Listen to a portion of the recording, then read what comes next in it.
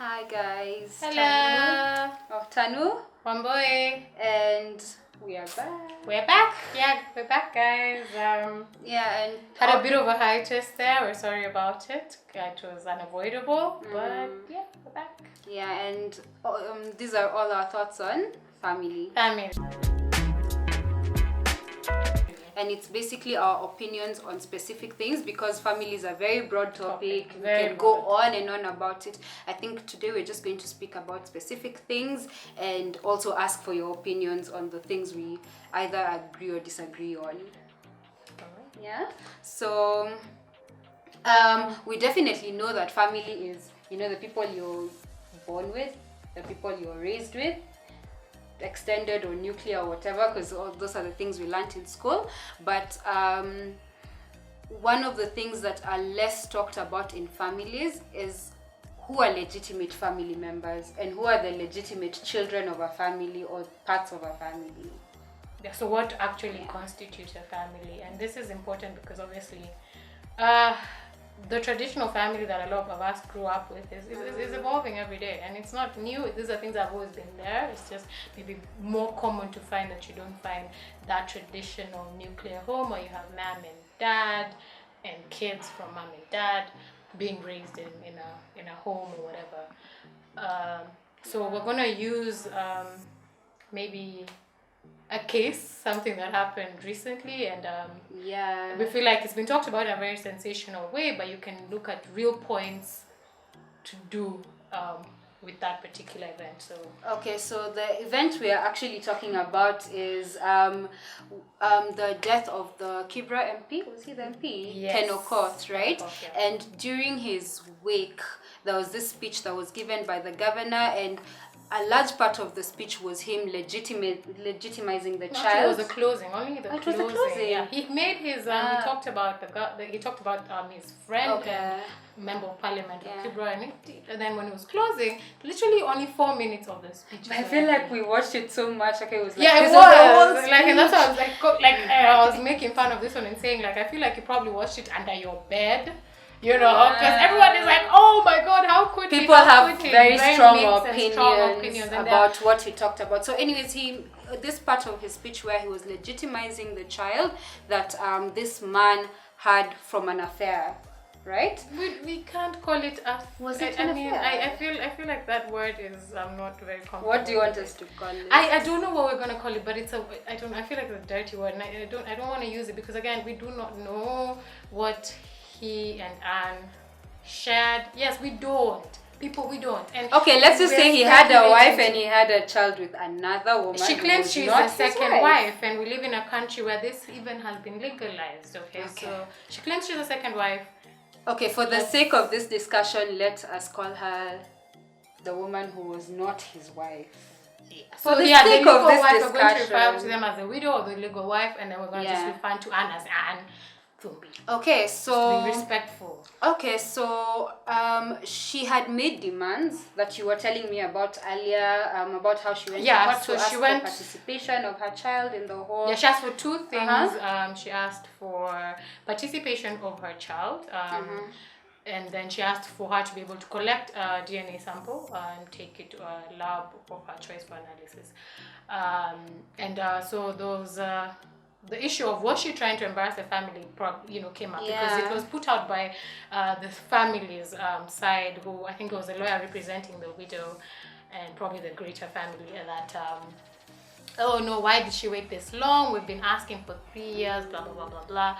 So what do you think? Was she trying to embarrass the family? I generally don't think she was trying to embarrass the family. Do I, however, think that it was the time and place, the way the speech was given and the way the child was legitimized with the witnesses but the two and issues, everything? It was. Was she trying? Because no, I don't think this one wasn't there at that particular week. Okay, so I don't think she was trying to embarrass the family. I think what she was asking for was legitimate. Yeah. But then I also feel, this is just my personal opinion, that the child had been there for a while. This is not a child who was just born. And also, the man had been sick for a while. I feel like these are discussions that could have been had much earlier, and we definitely don't know why it was delayed until that point. But I do feel, in my opinion, that these are discussions you could have had much earlier, especially if the child was being taken care of by this man. I mean, you can see someone's life developing, and you can see, okay, this man is sick, things are happening. There's some conversations that could have been had then and would not have to wait until the last minute until it now becomes a fiasco.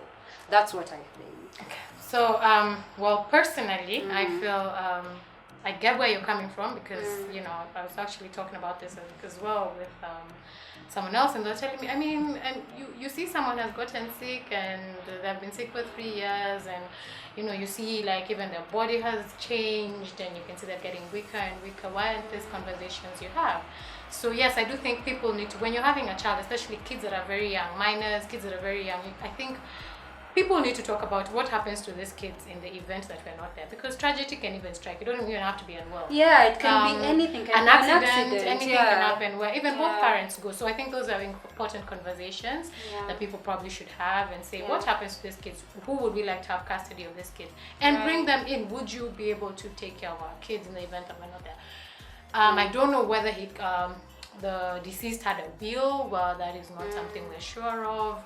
But that is something the law says in the event that is your biological and kid. that is something that more people should think about, just for the sake of even like just making the transition easier for the family.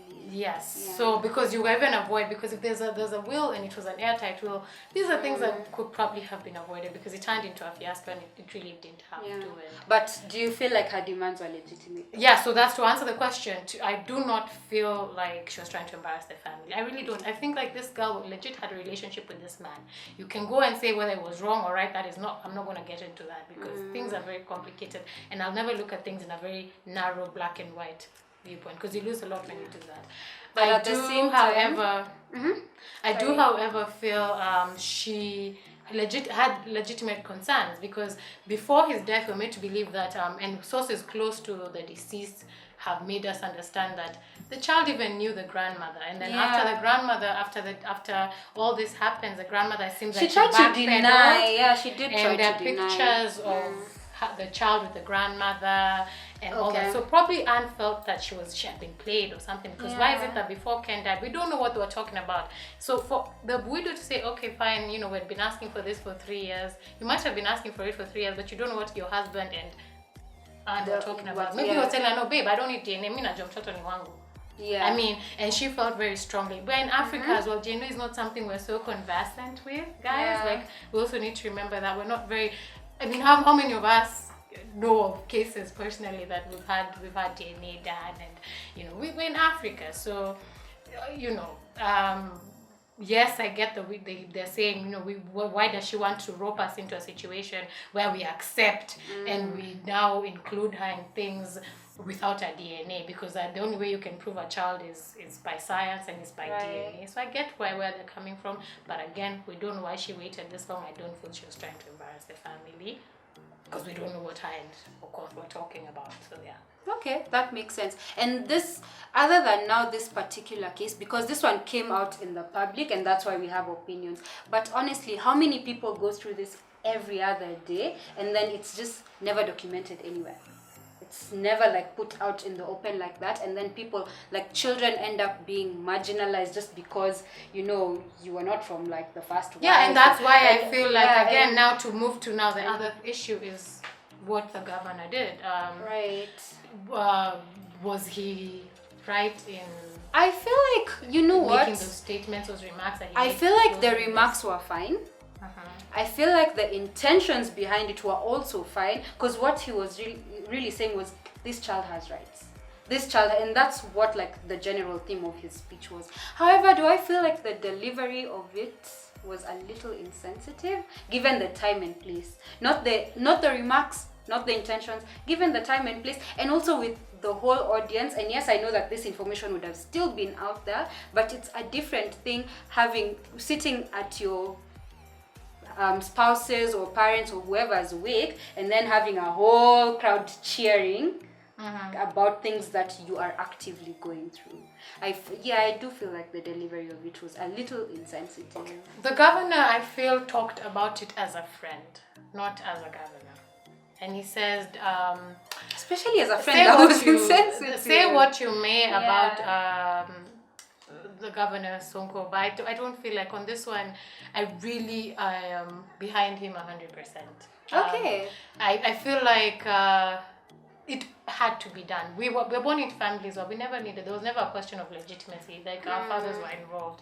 But if you are a child who was born in a home where your father was acting some type of way, I think And by the way, do you think we can be 100% sure that there are no children out? Like, is there a way you can be 100% sure? Even if we say we've never had to go through, of course. And again, we are not claiming that Ken of course was behaving a certain way. We're now, because we don't know. Even in Africa, if you've noticed, when someone dies is when these things start coming up. Yeah, and that is the other issue. I think it's courtesy to probably have a situation where we can. A will would. Don't you think a will would at least? Yeah, a will, as we said before. But yeah, I do feel, to the governor's remarks, I don't feel like it was wrong for him to do that. Because when else do you do it? The deceased can no longer speak. And this child is a very young child. They cannot speak. Okay. Yeah, Anne was not there. She was clearly not able to participate fully. And that's why maybe she asked for you to go to court and ask, can myself and my son at least be able to participate in the burial and the send-off of the deceased? So I don't feel like what he did was wrong, and he talked as a friend, not really as. I think we can ask. He wasn't putting himself forward like, I am a governor and this is what I think, and so you have to think like this. The people who are cheering were the ones who sensationalized it. Sonko was not trying to sensationalize everything. I don't think that's what he would. Why would you want to do that to a friend? Okay, so that being said, please give us your opinions, because I think it was insensitive. She thinks it was right.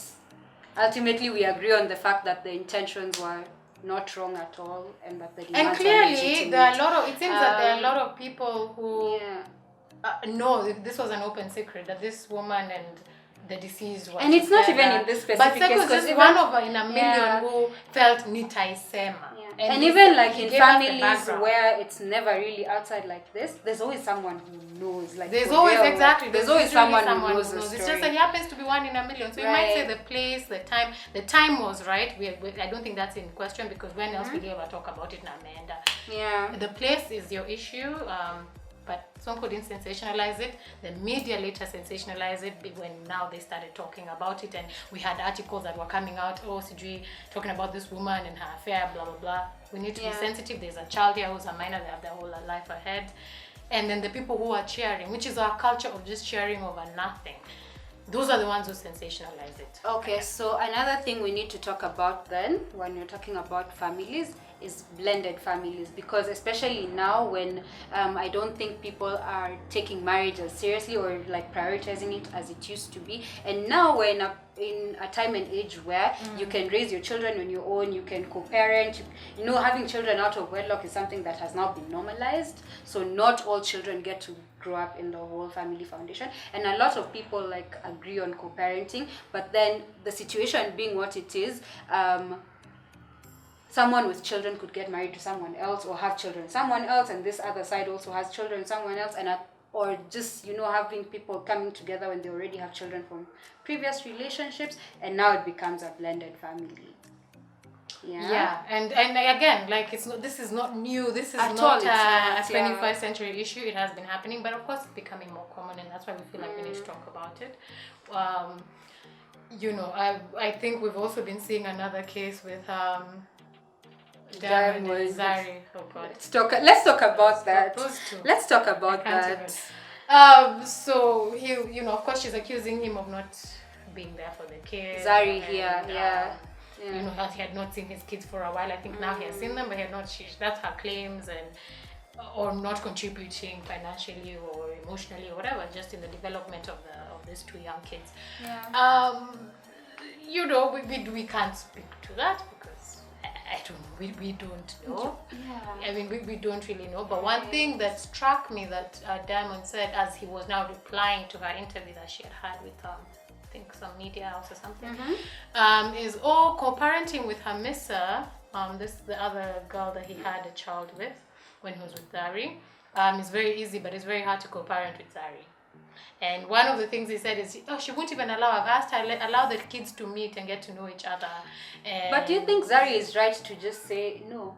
Do you think she's right to say no? I think I think so. You know, considering how it happened, I don't think just saying no for the sake, because sometimes women just say no just to be a mess. But in her situation, she and she explained it very well. She because I mean she's a very eloquent speaker, and she explained it very well. She said, I am hurting. You embarrassed me. You cheated on me. And I asked my child several to go times that and this story is child. true. Yeah. You denied. Only for you to finally come out and you've had a kid with this woman. Yeah. I am still healing, and then now you tell me no, let me take the kids. Because even when we say like it's courtesy, even if you're gonna go out there, because let's not pretend. When men ask, then they champion for a bill where mtasema let me marry more women. Yeah. Why are you asking and championing for this? It means you're doing it. But can we now have some courtesy about it? If you're gonna go and marry another woman, or have kids with another woman, at least have the courtesy to tell me. And in this situation, he didn't even marry. This wasn't like a real. If you're told how let me tell you. No. Let me tell you. Think about it. We have grandparents who. Many of them are a lot of our parents and actually come from polygamous families because it worked. Yeah. I mean, it worked. My dad and his stepmom are tight. To this day, she's alive. His mom is not there anymore. My grandmother, but they were tight. So I definitely feel like in this situation, specifically in Zari's situation, and I'm not broadening this, but I feel like she was very right to say honestly.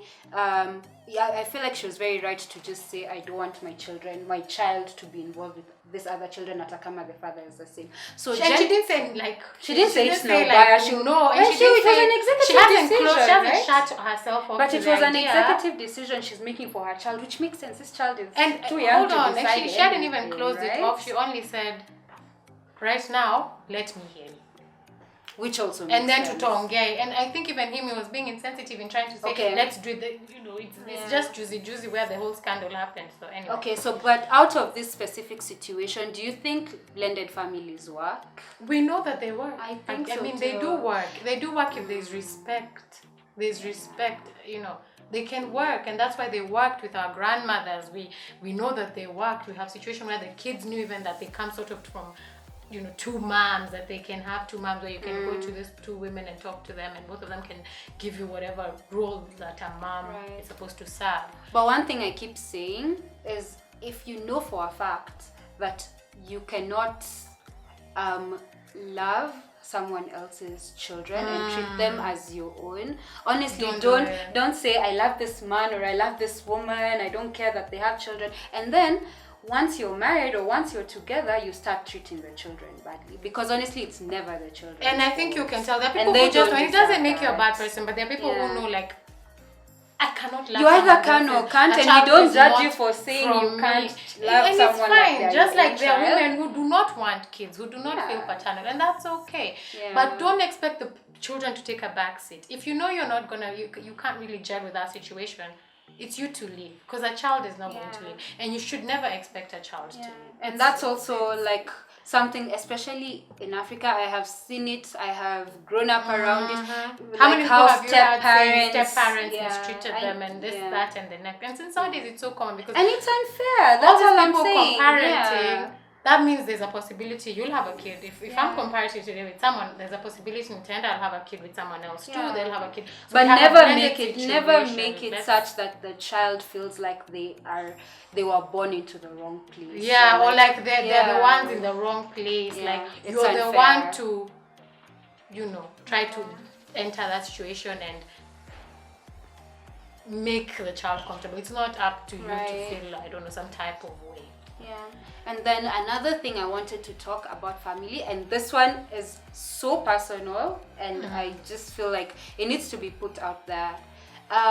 There's this thing that people keep saying whenever family members wrong you or behave a certain, it's like, oh, just forgive them, they're still family.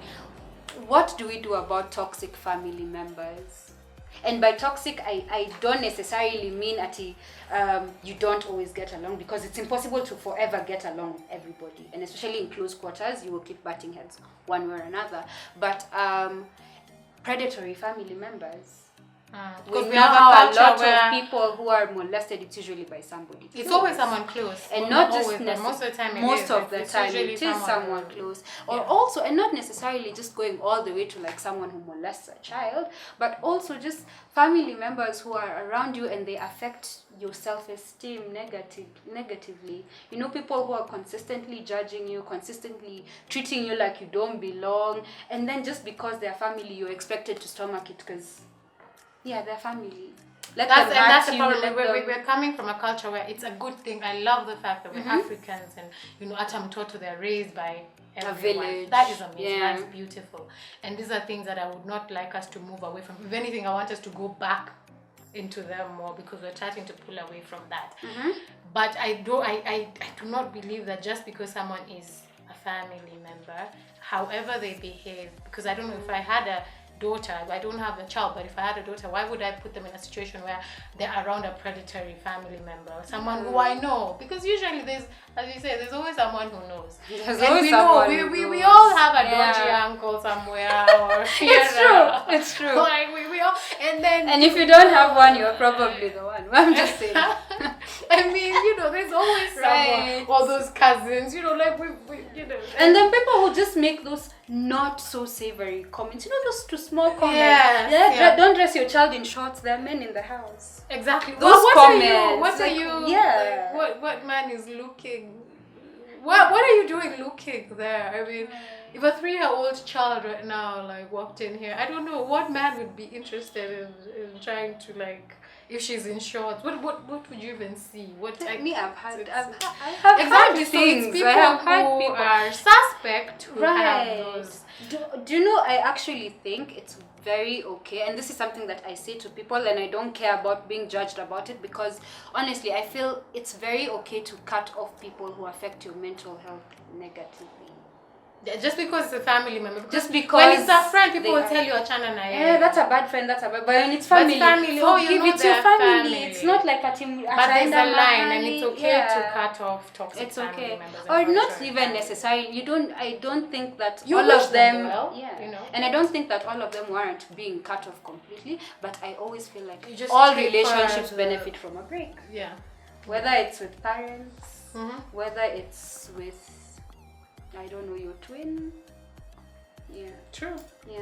I think it's always okay to cut off anyone who affects your mental health. And of course, before you do that, you try talk to people. You try. If you have a predatory, those dingy uncles that we talked about and cousins, you can have workaways about that.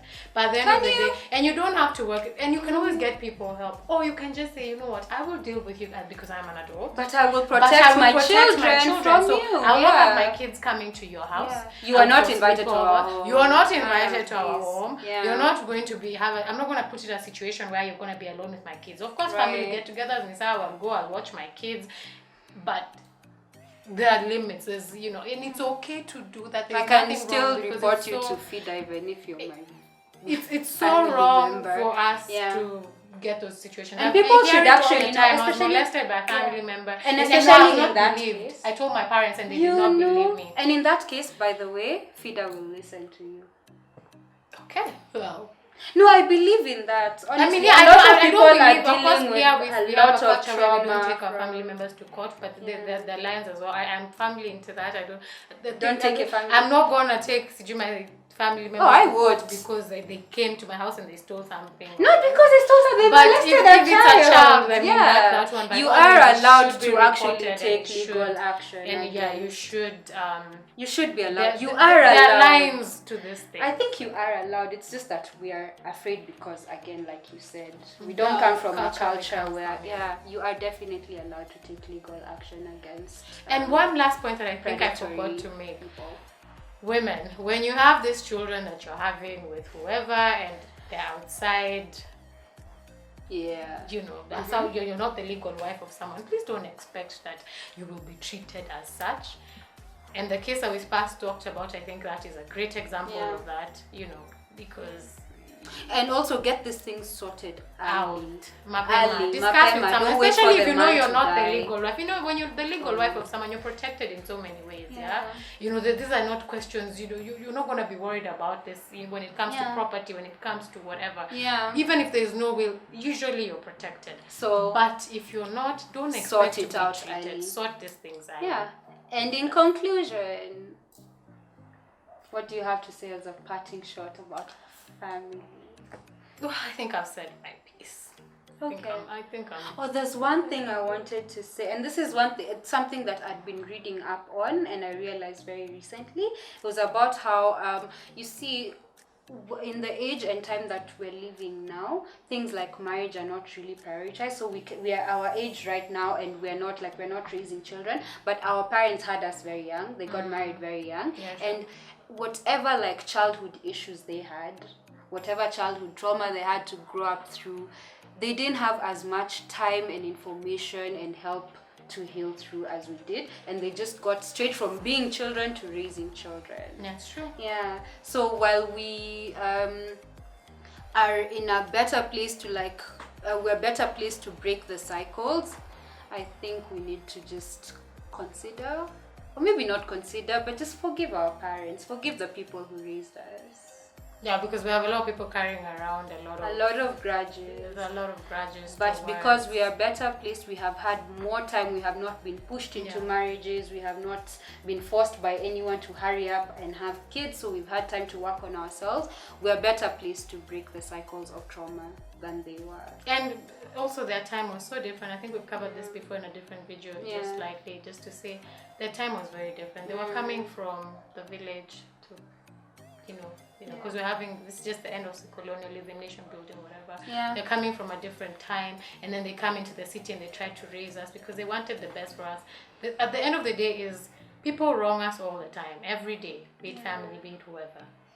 What are the intentions? If someone means well, like, forgive. If you know someone meant well, but they still caused you pain, but they meant well, they were coming from a genuine place, it's never too late to build and relationships, and it's for with us your to do parents, it. When you're an adult, you're the one now who you find the times I'm even talking to my parents and I realize that I'm the one who is fine, and I'm giving them, they were so strongly on a particular issue, and it could be anything, and then I give them my point of view, and they're able now to come back and see it, because it's just never too late to make up with your parents. The pendulum kind of turns, and now it's us who are raising. They raised us and they gave us everything and they imparted all this into us, and now we have to do that as well. And we're older now, and we definitely know better. And we know better, and we keep saying know better. So we move on with them, and forgive and move on with them, and try to make the rest, the new portion that we have with them, the remaining, whether it's not raising us, it's them watching what they made and what they imparted, watching it in us, trying to move it on with them and just grow and making this other half of our time with them better. So like, share, subscribe, give us all your opinions on Kenokop and Zari. And we will see you very, very soon. Bye, people. Bye-bye.